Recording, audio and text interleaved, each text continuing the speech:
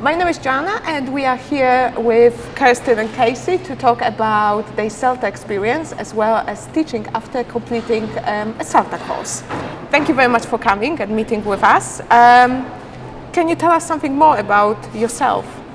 I work in magazine publishing and I have done for about 20 years as an editor.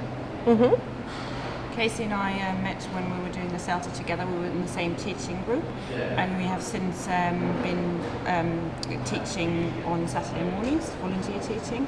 I work for Macmillan English Campus. All right. So what made you decide to take a CELTA course? Well, my youngest son started university this year, and for the last few years I've been thinking once my boys have gone off and left home, I'd like to go and live abroad. And I just thought CELTA was a great way of going abroad, teaching, and then becoming part of a community, doing something useful and getting to know people. So it seemed ideal. Yeah. For me, it was part of my job training that Macmillan English Campus provided for me. So that was really good for me to get some more detailed teaching experience and some more knowledge. So when you look at your CELTA course, what were the best and the most difficult elements of it? I'd say definitely the teaching practices were both the best and most difficult. They were extremely challenging, but I think however interesting and useful the classroom-based work was, it was actually standing in front of a classroom and teaching yourself was where you really learned, I think, for me. All right, yeah. Yeah, and I found the assessments afterwards really, really useful, and making the plan going forward and what to look out for in your next teaching practice and building up your skill set, basically, like that.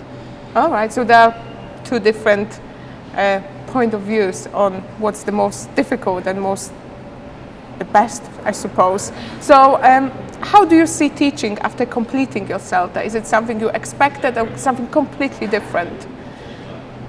I think that the teaching we've been doing has been quite different in a number of ways from the way we were teaching during the CELTA course. We had very small classes and very mixed abilities. We don't have many facilities, we don't have whiteboards and interactive whiteboards and all the things that we were sort of trained to use during the CELTA. And amongst our mixed ability class, we have a few students who probably have very few literacy skills in their own mother tongues. So that's a whole level of difficulty that we weren't really trained to do. All right. How is it for you? Our teaching situation is really different to what it was like during the CELTA. We've got basically we've got anyone who sees our poster outside of the community project can come in, and we'll try to teach them. So we've got a very wide range of students, whereas during the CELTA everything's very structured, and also the school organises things for you. You've got your student pre-sorted into pre-intermediate, intermediate students and so on, whereas now we just have to assess them ourselves. So it's just a very different kind of teaching scenario, and you have to be a bit more inventive maybe, and a bit more basically going in with a teaching idea rather than a thorough lesson plan. One of the mantras of the CELTA course was teach the class, not the lesson plan, and I think in that sense we've had a lot of experience of having to improvise, which is really useful and can be very tricky, but the more you do it, the better you feel about it. Of course, yeah. So CELTA prepares you to be very structured, very detailed, which is not a bad thing, but then you have to be open to improvise and use really your imagination as well. It's really like the ideal case, what you're doing in your CELTA teaching.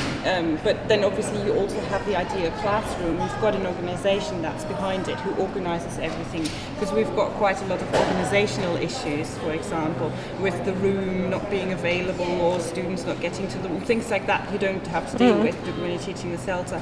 And someone actually labels the students for you and says these are pre-intermediate ones, these are intermediate ones, they come from similar backgrounds, they're similar age, so it's all a lot more structure there, and it's good to practice in such a structured environment. It's a bit like doing a driving license, you know, you learn the theory and you learn how it's done in an ideal scenario, but then you have to go out there and learn on your own, really.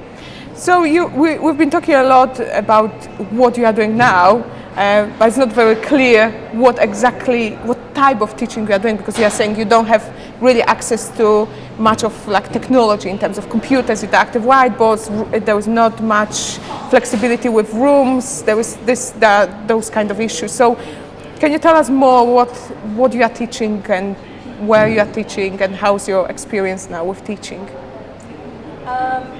Within our class we have quite radically different levels. So we have some, as Kerstin was saying, some students that we literally only use pictures to work with, and that is quite challenging because there don't seem to be many resources for planning lessons like that, so those generally have to be just kind of devised by us without much kind of guidance from anywhere else.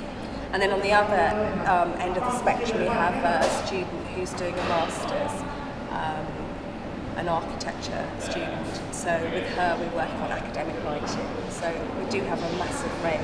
And in between that we have a few other students who are also at different levels. All right, so it's a complete mix, and it's quite difficult to prepare a lesson and to lead. Yeah. We sort of divide the class between us. All right. At the moment we have 4 different levels, so we sort of teach 2 each within the morning. All right. So I understand you teach like not in a standard school. You teach in like a center or a place where people who want to study English come and.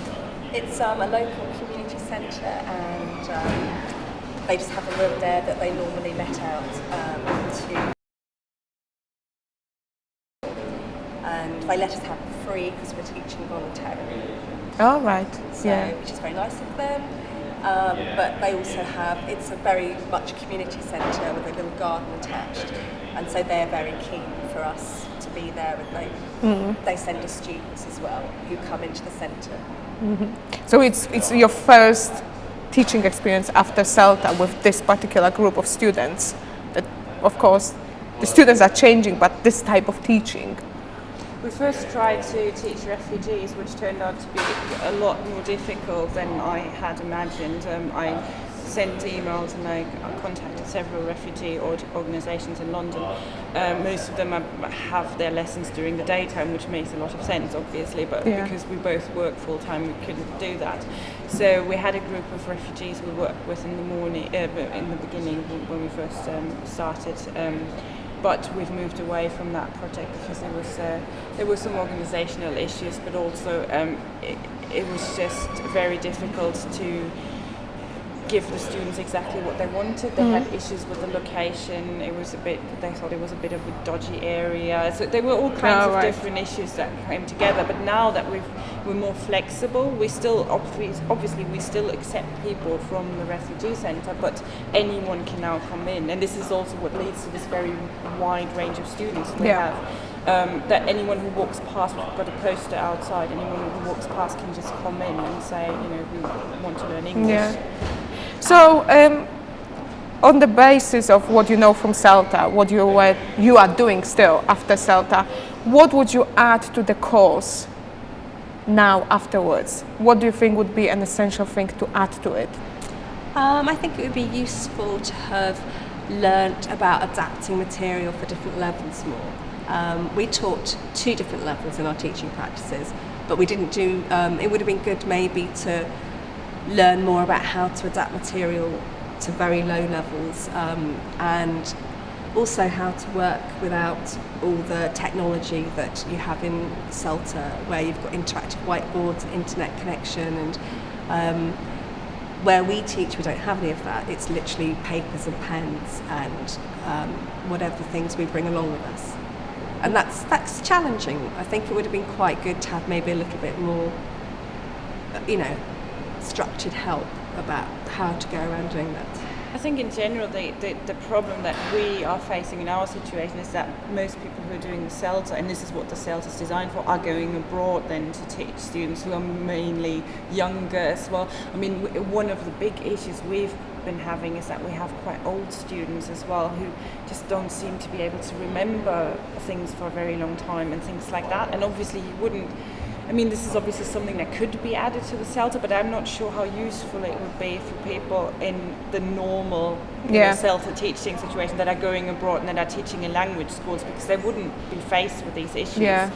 But I think maybe a bit more low tech as well would be quite useful. Yeah.